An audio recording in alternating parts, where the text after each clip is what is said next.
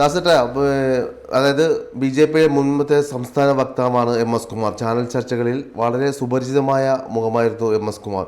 കഴിഞ്ഞ ദിവസം അദ്ദേഹം ചില കാര്യങ്ങൾ വെളിപ്പെടുത്തിയിരിക്കുന്നു. അതായത് തിരുവനന്തപുരം കോർപ്പറേഷനിലെ കൗൺസിലറായ ആയിരുന്ന തിരുമല അനിലിൻ്റെ ആത്മഹത്യയുമായി ബന്ധപ്പെട്ട് കൂടുതൽ വിവരങ്ങൾ അദ്ദേഹം പുറത്തുവിടുമെന്നും ഇപ്പോൾ നിലവിൽ നിരവധി ബി ജെ പിക്കാർക്ക് പോലും വായ്പ തിരിച്ചടയ്ക്കാത്ത നിരവധി ബി ജെ പിക്കാർക്കും പോലും അതിൽ പട്ടികയിലുണ്ടെന്ന് അദ്ദേഹം പറയുകയുണ്ടായി. അദ്ദേഹത്തിന്റെ മരണത്തിൽ അദ്ദേഹം എഴുതിയ കുറിപ്പിൽ അദ്ദേഹം പറഞ്ഞിട്ടുണ്ട് മരണത്തിൽ ബി ജെ പിക്കാർക്കും പങ്കുണ്ടെന്ന് അദ്ദേഹം ആ ഫേസ്ബുക്ക് കുറിപ്പിൽ കത്തില് മരണക്കുറിപ്പിലുണ്ടായിരുന്നു. ഇതിൽ കുമാർ പറയുന്നുണ്ട് അതിൽ പങ്കുണ്ടെന്ന് പറയുന്നുണ്ട്.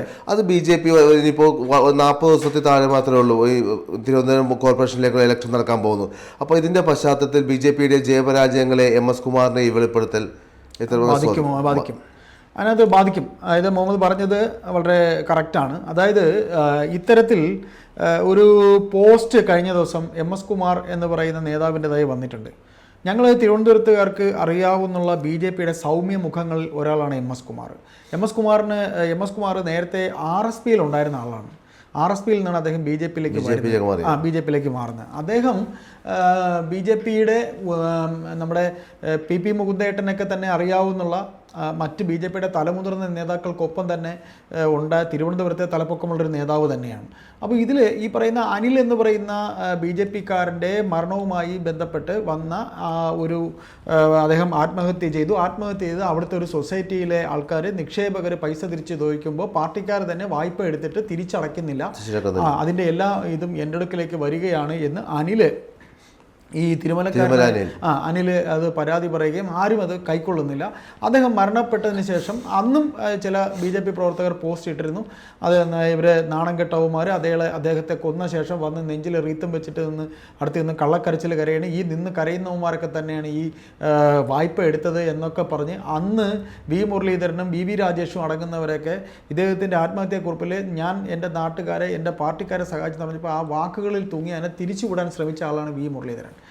ഇത് എം.എസ്. കുമാർ ഇന്നലെ അത് എഴുതുമ്പോൾ ഈ അനിൽ എന്ന് പറയുന്ന കൗൺസിലർക്കുണ്ടായ അതേ അനുഭവം തനിക്കും ഉണ്ടാവുകയാണ്. അദ്ദേഹം അവിടെ മറ്റൊരു അനന്തപുരി എന്ന് പറയുന്ന മറ്റൊരു ഞങ്ങൾക്ക് അറിയാവുന്ന ഒരു ബാങ്കാണ്, സഹകരണ ബാങ്കാണ്. അവിടെയും ഇതേപോലെ ഒരുപാട് പേര് നിക്ഷേപകർ ഇതിനകത്ത് ഡെപ്പോസിറ്റ് ചെയ്യുക, ഈ ബാങ്കിൻ്റെ ഒരു ആസ്തി എന്ന് പറയുന്ന നിക്ഷേപകരാണല്ലോ, ഈ പൈസ ഇട്ടിരിക്കുന്നവർ ചോദിക്കുന്നുണ്ട്, എന്നാൽ വായ്പ എടുത്തവർ കാശ് അടയ്ക്കുന്നില്ല, അതും ബി ജെ പിക്കാരാണ്, ഞാനും അനിലിനെ പോലെ ആത്മഹത്യയുടെ വക്കത്താണ് എന്നൊരു വർത്തമാനം കുമാർ പറയുന്നുണ്ട്. എം.എസ്. കുമാർ വളരെ പക്വതയുള്ളൊരു നേതാവാണ്.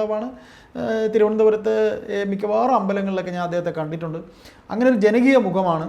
അദ്ദേഹം വക്താവായിരുന്നു ബി ജെ പിയുടെ ഈ യുവമോർച്ച. അതായത് ഈ ബി ജെ പിയിൽ ഒരു വേള സുരേന്ദ്രനൊക്കെ പൊങ്ങി വന്ന സമയത്ത്, സുരേന്ദ്രനൊക്കെ ഒന്നുമല്ലാത്ത സമയത്ത് എം.എസ്. കുമാർ എന്ന നേതാവ് ബി ജെ പിയിൽ വളരെ ഉയരങ്ങളിൽ നിന്നൊരു നേതാവാണ്. പിന്നീട് ഇങ്ങനെ കുറേ പേരെ സൈഡ് ലൈൻ ചെയ്തു. CKP പത്മനാഭനെ, മുകുന്ദേട്ടനെ, പത്മനാഭനെ, പിന്നെ വേറെ എല്ലാവരെയും ഇങ്ങനെ ഒതുക്കി എൻ്റെ കൂട്ടത്തിൽ ഇദ്ദേഹവും ഒതുക്കപ്പെട്ടു പോയതാണ്.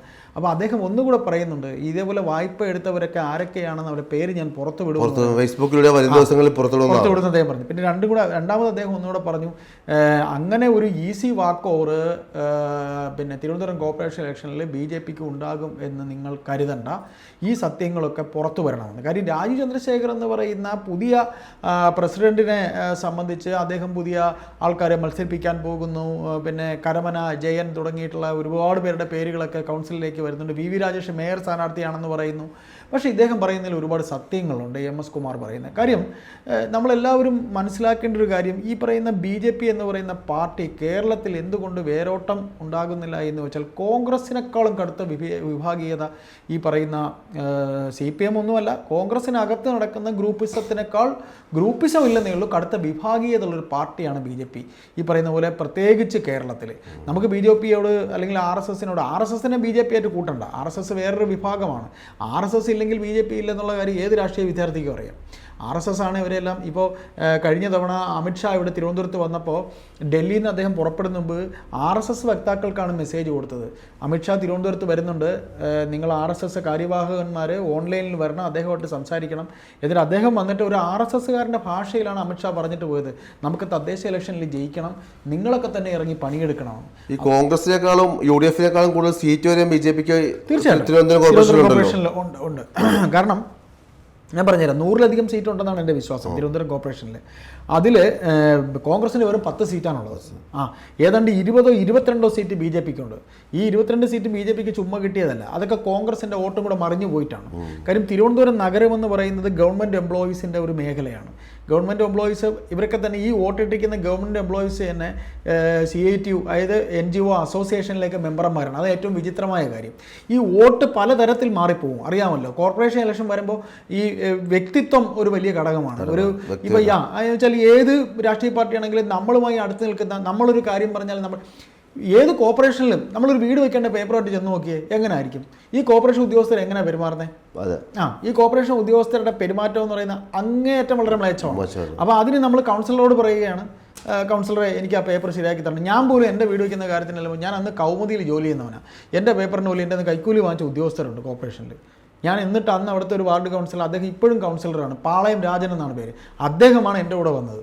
അദ്ദേഹം എൻ്റെ കൂടെ കോർപ്പറേഷനിൽ ഓഫീസിൽ വന്നിട്ട് അവിടെ ഇരിക്കുന്ന ഉദ്യോഗസ്ഥൻ്റെ അടുത്ത് എടേ എന്ന് വിളിച്ചുകൊണ്ടാണ് ഉദ്യോഗസ്ഥനോട് സംസാരിച്ചത്. നീ എന്താണ് ഈ പയ്യൻ്റെ പേപ്പർ ശരിയാക്കി കൊടുക്കാത്തത്, നീ എന്തിനാ അവിടെ ഇരിക്കണമെന്നൊക്കെ ചോദിച്ചു. അങ്ങനെ ചോദിച്ചപ്പോഴാണ് അയാൾ എൻ്റെ പേപ്പർ നീക്കിയത്.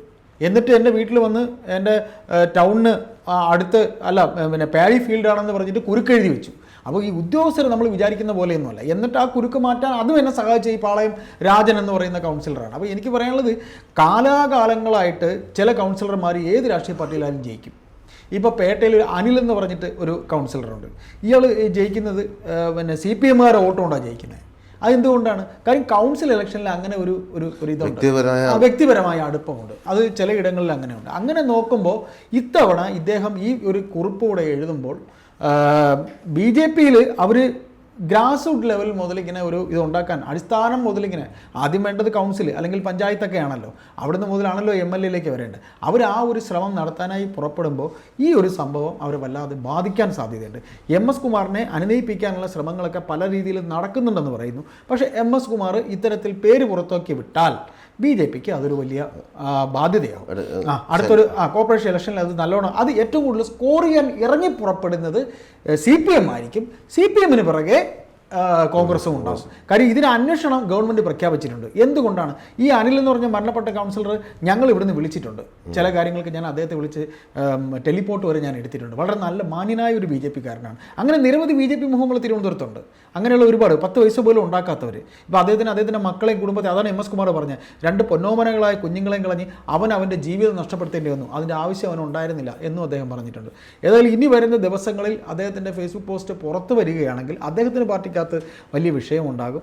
BJP-ക്ക് തിരുവനന്തപുരം കോർപ്പറേഷനിൽ അത് വലിയ തരത്തിൽ ബാധിക്കുകയും ചെയ്യും.